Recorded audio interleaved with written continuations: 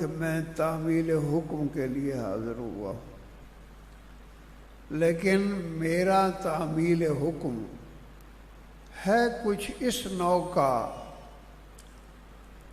کہ حضرت تھانوی رحمۃ اللہ تعالی علیہ کے زمانے میں اس وقت حضرت کی مجلس میں ایک رانگڑ آیا، دیہاتی، ان پڑھ۔ حضرت تھانوی رحمۃ اللہ علیہ ہر حال سے بڑے عظیم آدمی تھے، اہل علم اچھی طرح جانتے ہیں۔ ان کے ہاں کچھ ضابطے قاعدے تھے، ان کی ملاقات عام حضرات کی طرح نہیں تھی، اور پھر جو آدمی آئے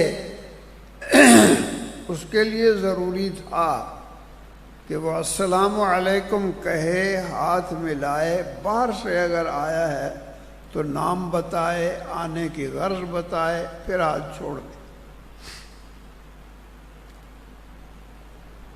اور ساتھ یہ بھی تھا کہ مثلا اس نے جب ہاتھ ملائے تھے تو اس نے اپنا کام کے سلسلے میں یہ کہا تھا، کوئی ایک چیز کہی کہ تعویذ لینا ہے، فتویٰ لینا ہے،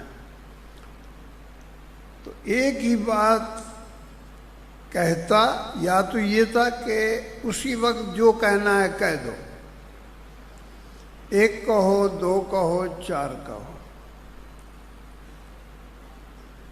لیکن اگر کسی نے ایک بات کی، ایک کام بتایا، پھر بعد میں وہ اس میں اضافہ نہیں کر سکتا، پھر کہے کہ یہ بھی ہے، یہ بھی ہے، ایسا نہیں تھا۔ تو دیہاتی رانگڑ وہ آیا، دروازے میں کھڑا ہو گیا، اس نے آواز لگائی کہ ابے تم میں اشرف علی کون ہے؟ اب اس طرح کی بات تو کبھی نہیں ہوئی۔ سارے آدمی جو تھے انہوں نے سر نیچے کر لیے کہ بھئی یہ کون آ گیا ہے، کیا کہہ رہا ہے۔ تو اس رانگڑ نے اپنی بات پھر دہرائی کہ میں پوچھ رہا ہوں کہ تم میں اشرف علی کون ہے؟ نہ مولانا، نہ پیر تقریقت، نہ کچھ اور۔ تو حضرت نے فرمایا بھئی میں ہوں، اشرف علی کیا کام ہے؟ اس نے کہا لے بے مولوی تیرے لیے گڑ لایا ہوں۔ دروازے میں کھڑے کھڑے کہہ رہا ہے کہ میں تیرے لیے گڑ لایا ہوں۔ حضرت چپ کر گئے، ہم گڑ لایا ہے تو لایا، چل گئے۔ اور اس نے پھر نہ آؤ دیکھا نہ تاؤ، سب کے اوپر سے گزرتا ہوا پہنچ گیا۔ اب ساری چیز یہ ناقابل برداشت بھی تھی، اسلامی مزاج اور تعلیم کے خلاف بھی تھی۔